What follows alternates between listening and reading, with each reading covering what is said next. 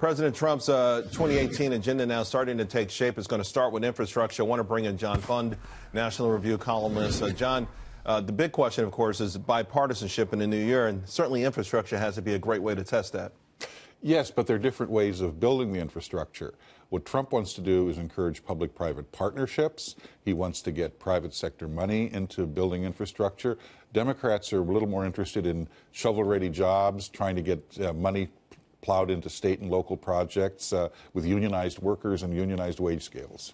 But we tried that, right? I mean, President Obama, he got a lot of money, about $800 billion, and then later on sort of admitted that there weren't either the infrastructure jobs weren't there or the bureaucracy, the money was hijacked to by these state and local. It just a lot of people don't have a problem with the money being hijacked, Charles. They don't have a problem with that. But I think the voters in November might have said, hey, we don't want it to be the way that it was like that. We want things to be a little bit different. I think there's going to be an issue of accountability this time around. Watch this. The House has passed a bill which makes the United States, like all industrialized countries, get a public-private partnership to run our air traffic control system, which is woefully out of date. It makes perfect sense. Countries from Britain to Singapore do it. It passed the House, stalled in the Senate. If Democrats really want infrastructure, the union in charge of the air traffic controllers is in favor of this.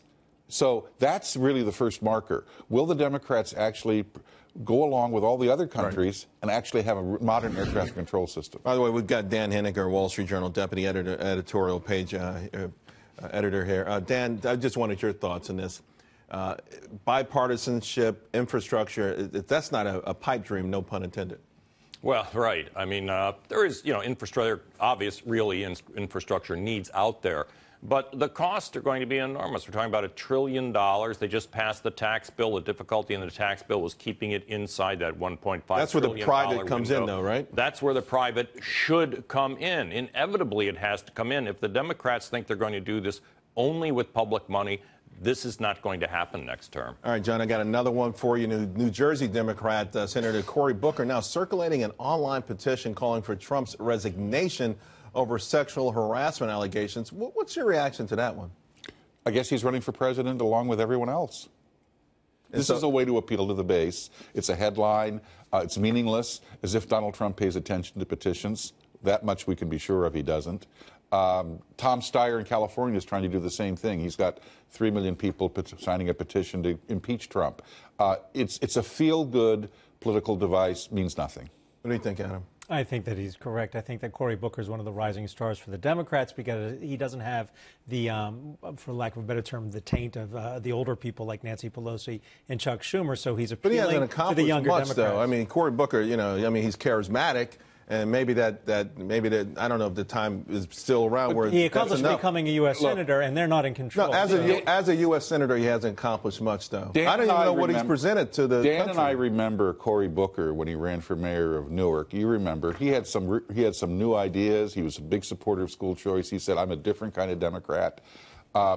He was exciting back then. He was. He was a breath of fresh air. Then he governed as a status quo mayor of Newark, and he wormed himself into the United States Senate, where he's done nothing but grandstand. It's a big disappointment. It shows you how left-wing the Democratic Party has become. If you join that orthodoxy, you join it, and you can't deviate. Don't forget that Cory Booker talked about being a potential vice presidential candidate for Hillary Clinton. So don't dismiss Cory Booker. I know. He's black, he's young, and he's charismatic.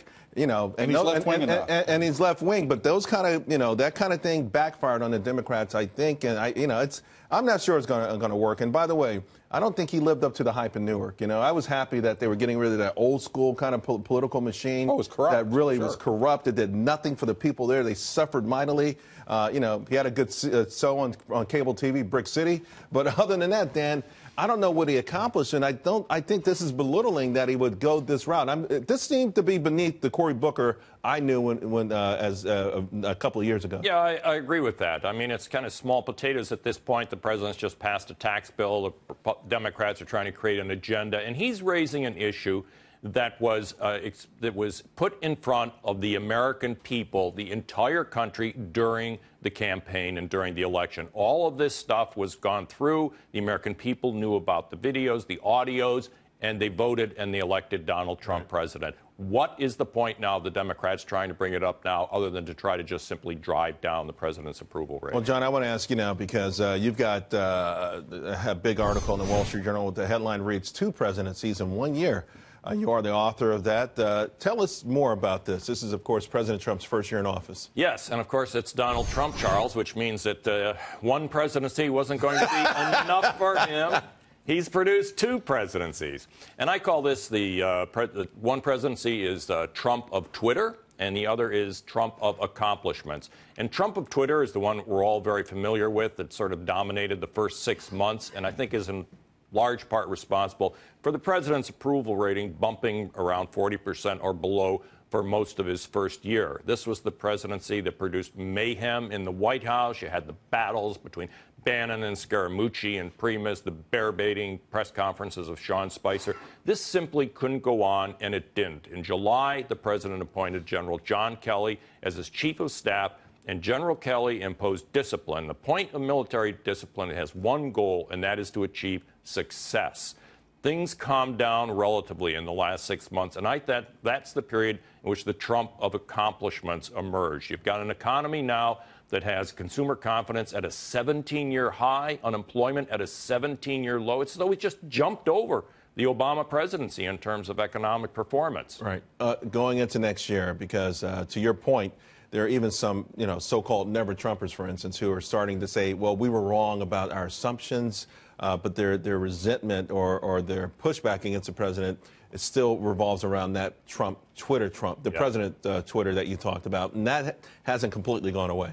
It hasn't completely gone away, but what we've seen here is the emergence of, remember all those wonderful appointees that the president was making in January and February, Betsy DeVos at Education, Scott Pruitt, EPA, Scott Gottlieb at FDA. Right. Those people have been going to work every day doing their jobs, and finally I think their success has begun to emerge on the deregulatory front, the economy's lifting, and that the presidency has, relatively speaking, stepped back and allowed his people to perform for them. And I think this is what President Trump should want. He is about success. Sure. And at the end of this first year, they are producing success. And so if he can kind of unify these 2 personalities, Trump of Twitter and the Trump of accomplishment, I think the Democrats are going to have a hard time sustaining what we were just talking about, the idea that this man is simply personally unlikable. I mean, it's hard to argue fewer self-inflicted wounds along with the economic record, John, could bode well for the party. Dan is right. We're in a race between now and the midterm election. Will Trump of Twitter come back in the heat of a campaign, or will the accomplishments, and I think the real world attitudes that I think are infusing this administration's policies, will they have enough impact that voters are willing to vote for the accomplishments over the bombast? And I think, with the economy turbocharged by this tax cut, there's a decent chance that happens. 3 words: economy, economy, economy. The rest of it doesn't matter.